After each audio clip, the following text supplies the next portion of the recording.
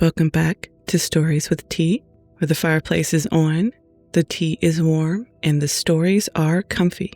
Remember, if you want to hear more books like this, or would like to request one for me to read, please tap that like button, subscribe, and leave a comment. Let's continue with our story, Alice's Adventures in Wonderland by Lewis Carroll, Chapter 7, A Mad Tea Party.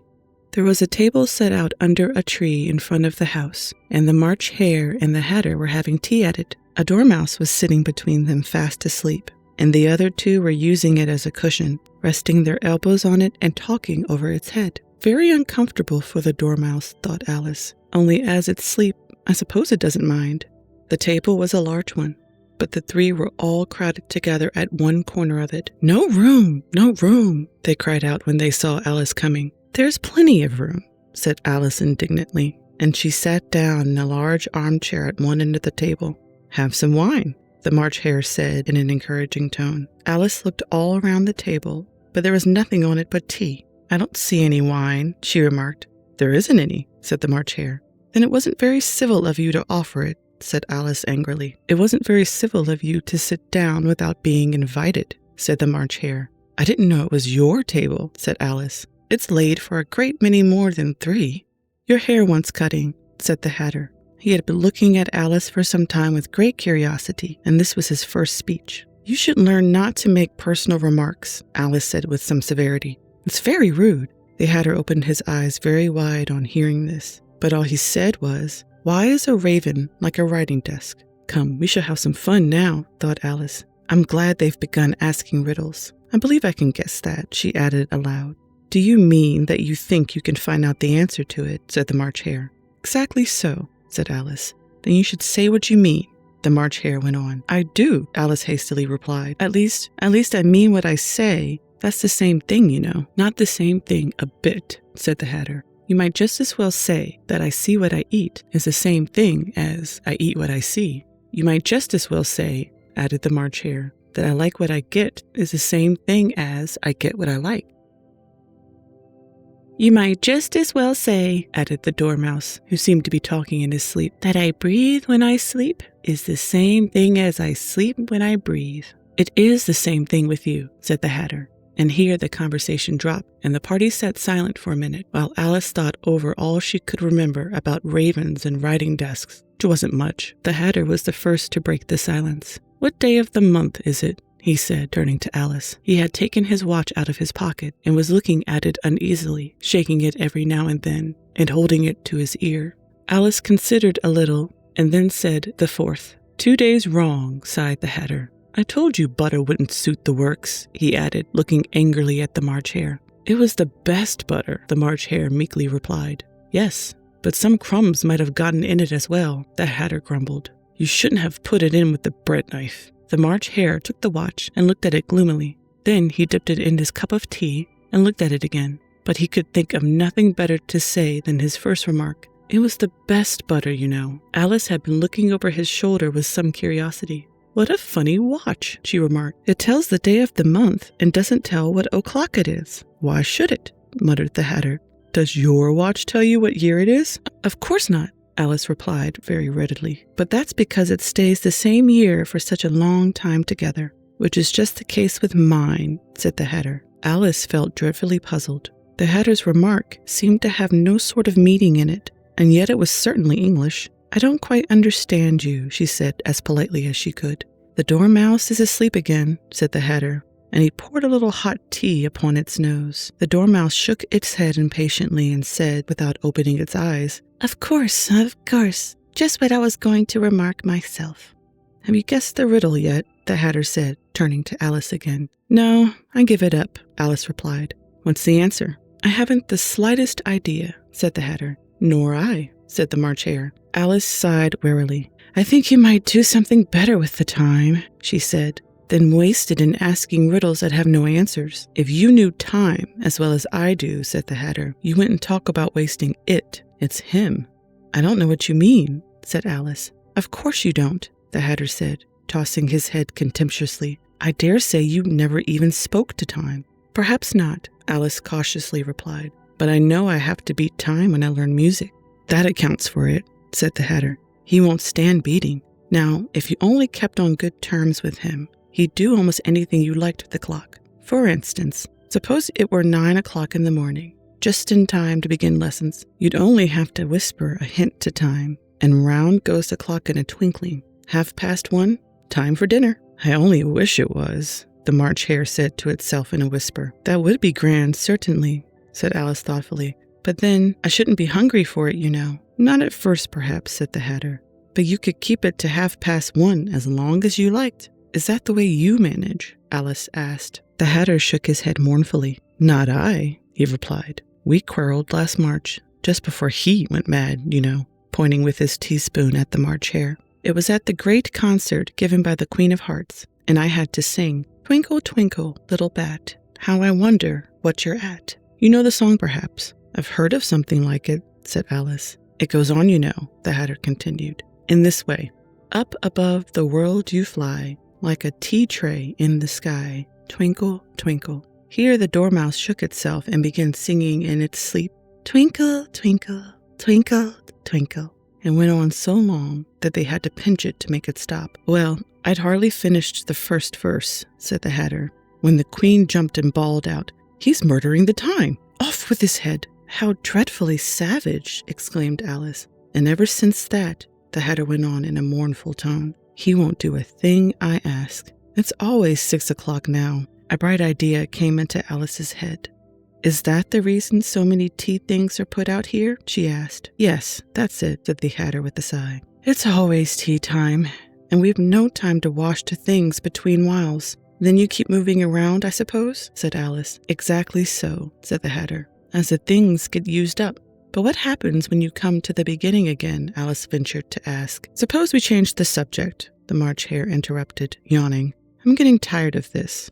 How about the young lady tells us a story? I'm afraid I don't know one, said Alice, rather alarmed at the proposal. Then the dormouse shall, they both cried. Wake up, dormouse, and they pinched it on both sides at once. The dormouse slowly opened his eyes. I wasn't asleep, he said in a hoarse, feeble voice. I heard every word you fellows were saying. Tell us a story, said the March Hare. Yes, please do, pleaded Alice. And be quick about it, added the Hatter, or you'll be asleep again before it's done. Once upon a time there were 3 little sisters, the dormouse began in a great hurry, and their names were Elsie, Lacey, and Tilly, and they lived at the bottom of a well. What did they live on? Said Alice, who always took a great interest in questions of eating and drinking. They lived on treacle, said the dormouse, after thinking a minute or two. They couldn't have done that, you know, Alice gently remarked. They'd have been ill. So they were, said the dormouse, very ill. Alice tried to fancy to herself what such an extraordinary ways of living would be like, but it puzzled her too much, so she went on. But why do they live at the bottom of a well? Take some more tea, the March Hare said to Alice very earnestly. I've had nothing yet, Alice replied in an offended tone. So I can't take more. You mean you can't take less, said the Hatter.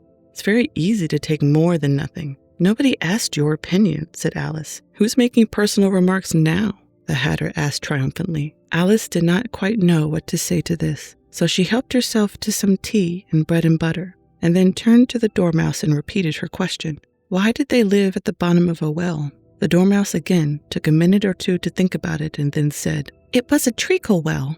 There's no such thing, Alice was beginning very angrily, but the Hatter and the March Hare went, Shh, shh, and the dormouse sulkily remarked, If you can't be civil, you'd better finish the story for yourself. No, please go on, Alice said very humbly. I won't interrupt again.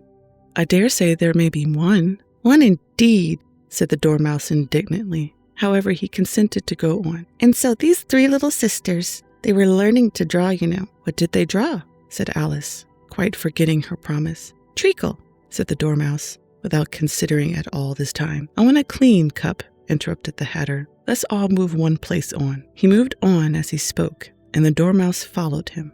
The March Hare moved into the dormouse's place, and Alice rather unwillingly took the place of the March Hare. The Hatter was the only one who got any advantage from this change, and Alice was a good deal worse off than before, as the March Hare had just upset the milk jug onto his plate. Alice did not wish to offend the dormouse again, so she began very cautiously. But I don't understand. Where did they draw the treacle from? You can draw water out of a water well, said the Hatter.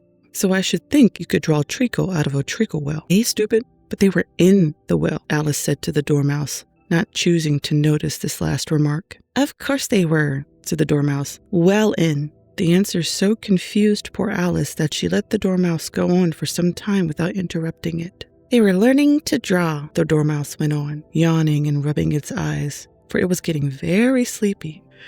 And they drew all manners of things.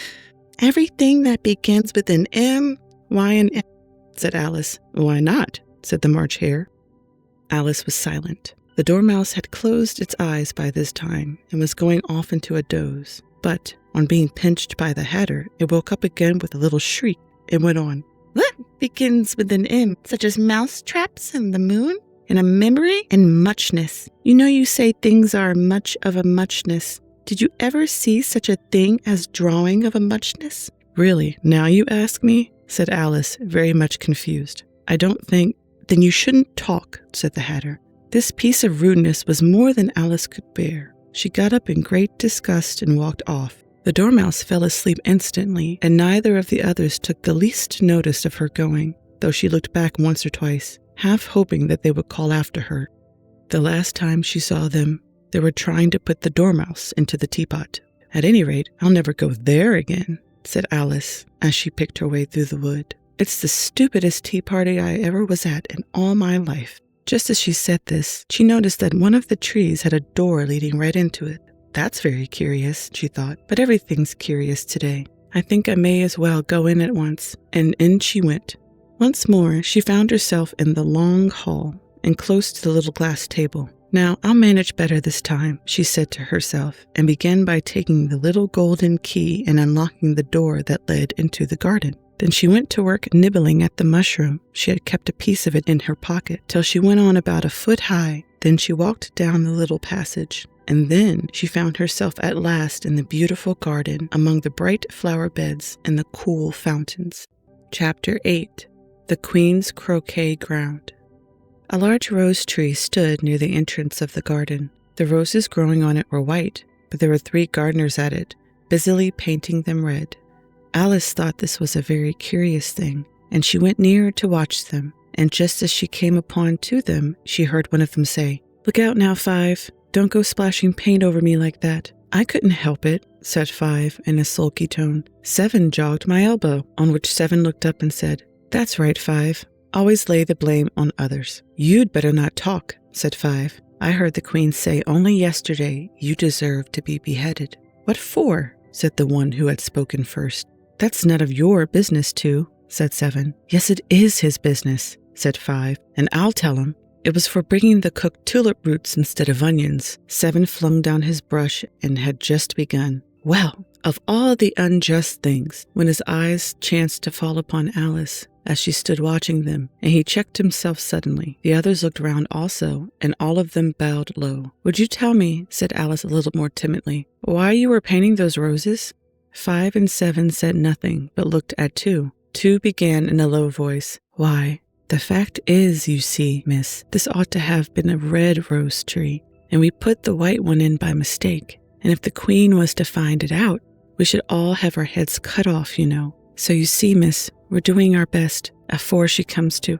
At this moment, 5, who had been anxiously looking across the garden, called out, The Queen! The Queen! And the 3 gardeners instantly threw themselves flat upon their faces. There was a sound of many footsteps, and Alice looked round, eager to see the Queen. First came 10 soldiers carrying clubs. These were all shaped like the 3 gardeners, oblong and flat, with their hands and feet at the corners. Next, the 10 courtiers. These were ornamented all over with diamonds, and walked 2 and 2 as the soldiers did. After these came the royal children.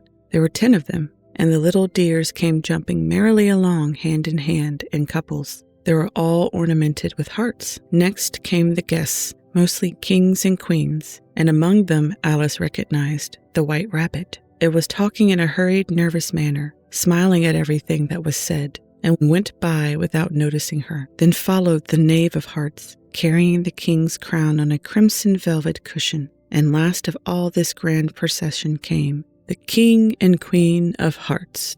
Alice was rather doubtful whether she ought not to lie down on her face like the 3 gardeners. but she could not remember ever having heard of such a rule at processions. And besides, what would be the use of a procession, thought she, if people had all to lie down upon their faces so that they couldn't see it? So she stood still where she was and waited. When the procession came opposite to Alice, they all stopped and looked at her, and the queen said severely, "Who is this?" She said it to the Knave of Hearts, who only bowed and smiled in reply.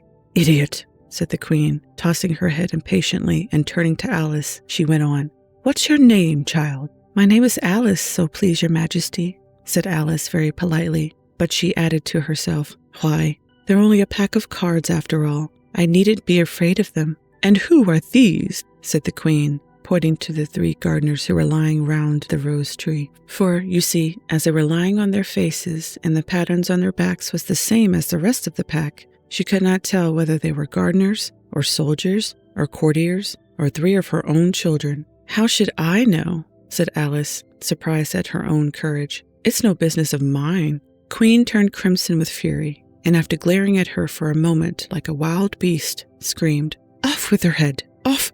"Nonsense," said Alice, very loudly and decidedly, and the queen was silent. The king laid his hand upon her arm and timidly said, "Consider, my dear, she is only a child." The queen turned angrily away from him and said to the knave, "Turn them over." The knave did so very carefully with one foot. "Get up," said the queen in a shrill, loud voice, and the 3 gardeners instantly jumped up and began bowing to the king, the queen, the royal children, and everybody else. "Leave off that," screamed the queen. "You make me giddy." And then, turning to the rose tree, she went on, "What have you been doing here?" "May it please your majesty," said 2 in a very humble tone, going down on one knee as he spoke. "We were trying—" "I see," said the queen, who had meanwhile been examining the roses. "Off with their heads." And the procession moved on, 3 of the soldiers remaining behind to execute the unfortunate gardeners, who ran to Alice for protection. "You shan't be beheaded," said Alice, and she put them into a large flower pot that stood near. The 3 soldiers wandered about for a minute or 2, looking for them, and then quietly marched off after the others. "Are their heads off?" shouted the queen. "Their heads are gone, if it please your majesty," the soldiers shouted in reply. "That's right," shouted the queen. "Can you play croquet?" The soldiers were silent and looked at Alice, as the question was evidently meant for her. "Yes," shouted Alice. "Come on, then," roared the queen, and Alice joined the procession, wondering very much what would happen next. "It's a very fine day," said a timid voice at her side. She was walking by the white rabbit, who was peeping anxiously into her face. "Very," said Alice. "Where's the Duchess?" "Hush, hush," said the rabbit in a low, hurried tone. He looked anxiously over his shoulder as he spoke, and then raised himself upon tiptoe, putting his mouth close to her ear, and whispered, "She's under sentence of execution." "What for?" said Alice. "Did you say, 'What a pity'?" the rabbit asked. "No, I didn't," said Alice. "I don't think it's at all a pity. I said, 'What for?'" "She boxed the queen's ears," the rabbit began. Alice gave a little scream of laughter. "Hush," the rabbit whispered in a frightened tone. "The queen will hear you. You see, she came rather late, and the queen said—" "Get to your places," shouted the queen in a voice of thunder, and people began running about in all directions, tumbling up against each other. However, they got settled down in a minute or 2, and the game began. Alice thought she had never seen such a curious croquet ground in her life. It was all ridges and furrows. The balls were live hedgehogs, the mallets live flamingos, and the soldiers had to double themselves up and to stand on their hands and feet to make the arches. The chief difficulty Alice found at first was in managing her flamingo. She succeeded in getting its body tucked away, comfortably enough under her arm, with its legs hanging down, but generally just as she got its neck nicely straightened out and was going to give the hedgehog a blow with its head, it would twist itself round and look up in her face with such a puzzled expression that she could not help bursting out laughing. And when she had got his head down and was going to begin again, it was very provoking to find that the hedgehog had unrolled itself and was in the act of crawling away. Besides all this, there was generally a ridge or furrow in the way wherever she wanted to send the hedgehog to, and, as the doubling up soldiers were always getting up and walking off to other parts of the ground, Alice soon came to the conclusion that it was a very difficult game indeed. The players all played at once without waiting for turns, quarreling all the while and fighting for the hedgehogs. And in a very short time, the queen was in a furious passion and went stamping about and shouting, "Off with his head," or "Off with her head," about once in a minute. Alice began to feel very uneasy. To be sure, she had not as yet had any dispute with the queen, but she knew that it might happen any minute. And then, thought she, what would become of me? They're dreadfully fond of beheading people here. The great wonder is that there's anyone left alive. She was looking about for some way of escape and wondering whether she could get away without being seen when she noticed a curious appearance in the air. It puzzled her very much at first, but after watching it a minute or two, she made it out to be a grin, and she said to herself, "It's the Cheshire Cat. Now I shall have somebody to talk to." "How are we getting on?" said the cat, as soon as there was a mouth enough for it to speak with. Alice waited till the eyes appeared and then nodded. "It's no use speaking to it," she thought, "till its ears have come, or at least one of them." In another minute the whole head appeared, and then Alice put down her flamingo and began an account of the game, feeling very glad she had someone to listen to her. The cat seemed to think that there was enough of it now in sight, and no more of it appeared. "I don't think they play at all fairly," Alice began in a rather complaining tone. "And they all quarrel so dreadfully one can hear oneself speak, and they don't seem to have any rules in particular. At least, if there are, nobody attends to them. And you've no idea how confusing it is, all the things being alive. For instance, there's the arch I've got to go through next, walking about at the other end of the ground. And I should have croqueted the queen's hedgehog just now, only it ran away when it saw mine coming." "How do you like the queen?" said the cat in a low voice. "Not at all," said Alice. "She's so extremely—" Just then she noticed that the queen was close behind her listening, so she went on, "Likely to win, that it's hardly worthwhile finishing the game." The queen smiled and passed on. "Who are you talking to?" said the king, going up to Alice and looking at the cat's head with great curiosity. "It's a friend of mine, a Cheshire Cat," said Alice. "Allow me to introduce it." "I don't like the look of it at all," said the king. "However, it may kiss my hand if it likes." "I'd rather not," the cat remarked. "Don't be impertinent," said the king. "And don't look at me like that." He got behind Alice as he spoke. "A cat may look at a king," said Alice. "I've read that in some book, but I don't remember where." "Well, it must be removed," said the king very decidedly, and he called the queen, who was passing at the moment. "My dear, I wish you would have this cat removed." The queen had only one way of settling all difficulties, great or small. "Off with his head," she said, without even looking round.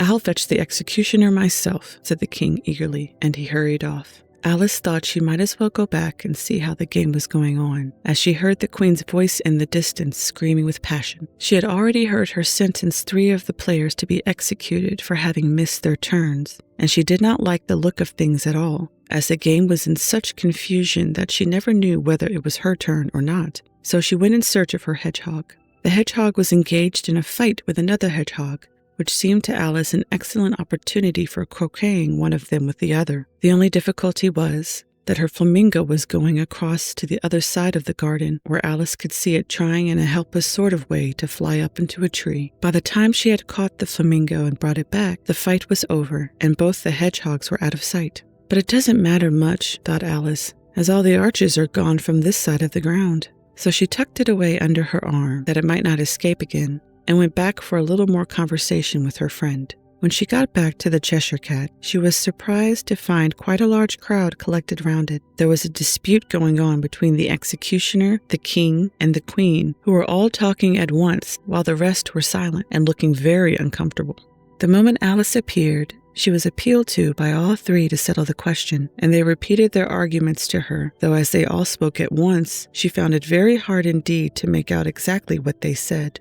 The executioner's argument was that you couldn't cut off a head unless there was a body to cut it off from, that he had never had to do such a thing before, and he wasn't going to begin at his time of life. The king's argument was that anything that had a head could be beheaded, and that you weren't to talk nonsense. The queen's argument was that if something wasn't done about it in less than no time, she'd have everybody executed all around. It was this last remark that made the whole party look so grave and anxious. Alice could think of nothing else to say, but "It belongs to the Duchess. You'd better ask her about it." "She's in prison," the queen said to the executioner. "Fetch her here." And the executioner went off like an arrow.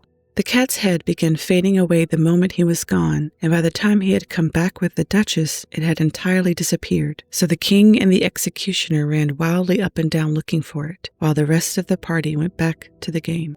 Chapter 9. The Mock Turtle's Story. "You can't think how glad I am to see you again, you dear old thing," said the Duchess, as she tucked her arm affectionately into Alice's, and they walked off together. Alice was very glad to find her in such a pleasant temper, and thought to herself that perhaps it was only the pepper that had made her so savage when they met in the kitchen. "When I'm a duchess," she said to herself, not in a very hopeful tone though, "I won't have any pepper in my kitchen at all. Soup does very well without. Maybe it's always pepper that makes people hot-tempered," she went on, very much pleased at having found out a new kind of rule. "And vinegar that makes them sour, and chamomile that makes them bitter, and barley sugar and such things that make children sweet-tempered. I only wish people knew that.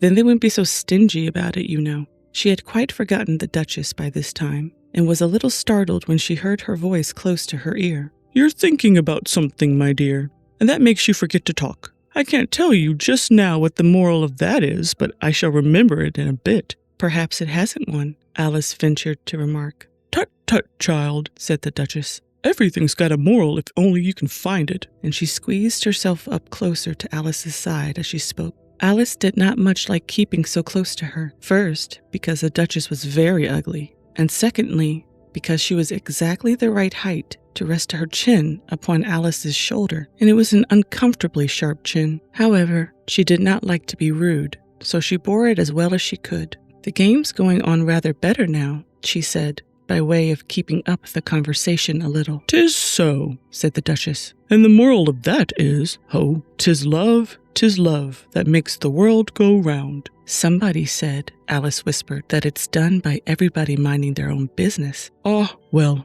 it means much the same thing," said the Duchess, digging her sharp little chin into Alice's shoulder as she added, "and the moral of that is, take care of the sense, and the sounds will take care of themselves." How fond she is of finding morals in things, Alice thought to herself. "I dare say you're wondering why I don't put my arm around your waist," the Duchess said after a pause. "The reason is that I'm doubtful about the temper of your flamingo. Shall I try the experiment?" "He might bite," Alice cautiously replied, not feeling at all anxious to have the experiment tried. "Very true," said the Duchess. "Flamingos and mustard both bite. And the moral of that is, birds of a feather flock together." "Only mustard isn't a bird," Alice remarked. "Right as usual," said the Duchess. "What a clear way you have of putting things." "It's a mineral, I think," said Alice. "Of course it is," said the Duchess, who seemed ready to agree to everything that Alice said. "There's a large mustard mine near here, and the moral of that is, the more there is of mine, the less there is of yours." "Oh, I know," exclaimed Alice, who had not attended to this last remark. "It's a vegetable. It doesn't look like one, but it is." "I quite agree with you," said the Duchess. "And the moral of that is, be what you seem to be, or, if you'd like it put more simply, never imagine yourself not to be otherwise than what it might appear to others that what you were or might have been was not otherwise than what you have been would have appeared to them to be otherwise." "I think I should understand that better," Alice said very politely, "if I had it written down, but I can't quite follow it as you say it." "That's nothing to what I could say if I choose," the Duchess replied in a pleased tone. "Pray, don't trouble yourself to say it any longer than that," said Alice. "Oh, don't talk about trouble," said the Duchess. "I make you a present of everything I've said yet." "A cheap sort of present," thought Alice. "I'm glad they don't give birthday presents like that," but she did not venture to say it out loud.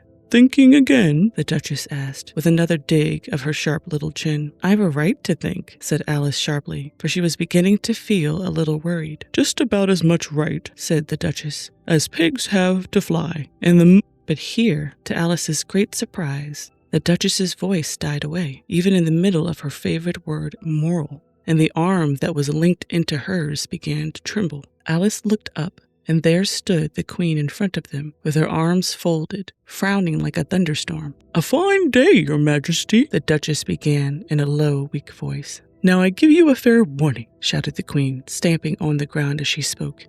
"Either you or your head must be off, and that in about half no time.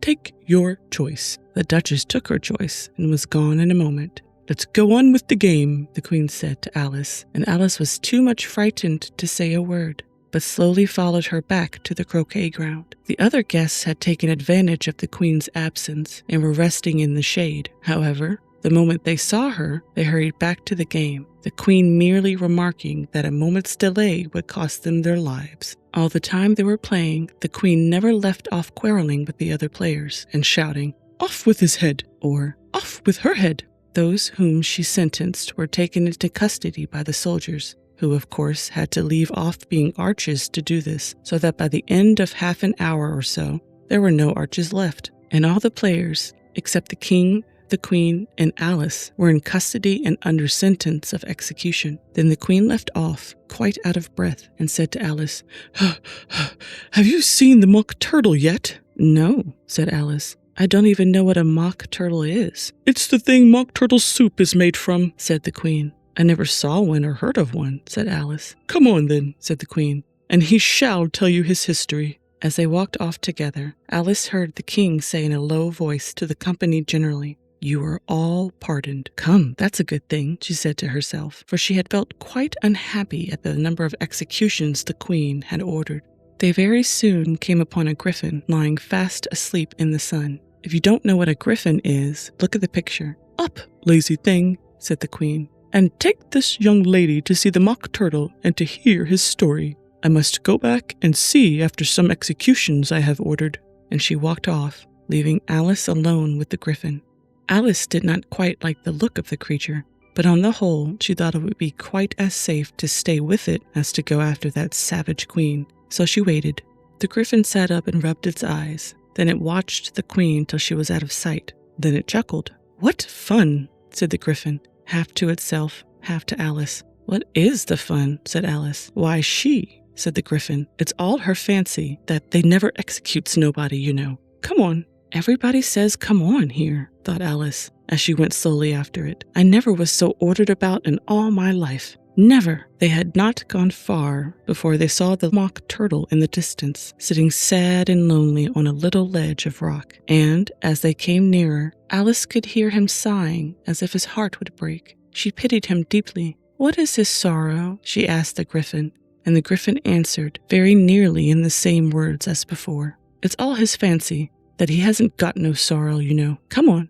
So they went up to the mock turtle, who looked at them with large eyes full of tears, but said nothing. "This here young lady," said the griffin, "she wants for to know your history, she do." "I'll tell it her," said the mock turtle in a deep, hollow tone. "Sit down, both of you, and don't speak a word till I've finished." So they sat down, and nobody spoke for some minutes. Alice thought to herself, "I don't see how he can ever finish if he doesn't begin." But she waited patiently. "Once," said the mock turtle at last, with a deep sigh, "I was a real turtle." These words were followed by a very long silence, broken only by an occasional exclamation of "Her" from the griffin, and the constant heavy sobbing of the mock turtle. Alice was very nearly getting up and saying, "Thank you, sir, for your interesting story," but she could not help thinking there must be more to come, so she sat still and said nothing. "When we were little," the mock turtle went on at last, more calmly, though still sobbing a little now and then, "we went to school in the sea. The master was an old turtle. We used to call him Tortoise." "Why did you call him Tortoise if he wasn't one?" Alice asked. "We called him Tortoise because he taught us," said the mock turtle angrily. "Really, you are very dull." "You ought to be ashamed of yourself for asking such a simple question," added the griffin, and then they both sat silent and looked at poor Alice, who felt ready to sink into the earth. At last, the griffin said to the mock turtle, "Drive on, old fellow. Don't be all day about it." And he went on in these words, "Yes, we went to school in the sea, though you mayn't believe it." "I never said I didn't," interrupted Alice. "You did," said the mock turtle. "Hold your tongue," added the griffin, before Alice could speak again. The mock turtle went on. "We had the best of educations. In fact, we went to school every day." "I've been to a day school too," said Alice. "You needn't be so proud as all that." "With extras?" asked the mock turtle a little anxiously. "Yes," said Alice. "We learned French and music." "And washing?" said the mock turtle. "Certainly not," said Alice indignantly. "Ah, then yours wasn't a really good school. said the Mock Turtle in a tone of great relief. Now at ours, they had at the end of the bill French, music, and washing extra. You couldn't have wanted it much, said Alice, living at the bottom of the sea. I couldn't afford to learn it, said the Mock Turtle with a sigh. I only took the regular course. What was that? Inquired Alice. Reeling and writhing, of course, to begin with, the Mock Turtle replied. And then the different branches of arithmetic: ambition, distraction, uglification, and derision. I've never heard of uglification, Alice ventured to say. What is it? The Griffin lifted up both its paws in surprise. What? Never heard of uglifying? It exclaimed. You know what to beautify is, I suppose. Yes, said Alice doubtfully. It means to make anything prettier. Well then, the Griffin went on, if you don't know what to uglify is, you are a simpleton. Alice did not feel encouraged to ask any more questions about it, so she turned to the Mock Turtle and said, What else had you to learn? Well, there was mystery, the Mock Turtle replied, counting off the subjects on his flappers. Mystery, ancient and modern, with seography. Then drawing. The drawing master was an old conger eel that used to come once a week. He taught us drawing, stretching, and fainting in coils. What was that like? Said Alice. Well, I can't show it you myself, the Mock Turtle said. I'm too stiff. And the Griffin never learnt it. Hadn't time, said the Griffin. I went to the classics master, though. He was an old crab, he was. I never went to him, the Mock Turtle said with a sigh. He taught laughing and grief, they used to say. So he did, said the Griffin, sighing in his turn, and both creatures hid their faces in their paws. And how many hours a day did you do lessons? Said Alice, in a hurry to change the subject. 10 hours the first day, said the Mock Turtle, 9 the next, and so on. What a curious plan, exclaimed Alice. That's the reason they're called lessons, the Griffin remarked, because they lesson from day to day. This was quite a new idea to Alice, and she thought it over a little before she made her next remark. Then the 11th day must have been a holiday. Of course it was, said the Mock Turtle. And how did you manage on the 12th? Alice went on eagerly. That's enough about lessons, the Griffin interrupted in a very decided tone. Tell her something about the games now. Thank you so much for spending this quiet moment with me tonight. I hope today's story brought you a little comfort and a little warmth. If you would like to stay a little longer, other chapters are waiting for you here. You can tap like, subscribe, and let this story continue whenever you're ready. Until then, sweet dreams, and remember, you are safe, you are loved, and you belong here just as you are. Good night.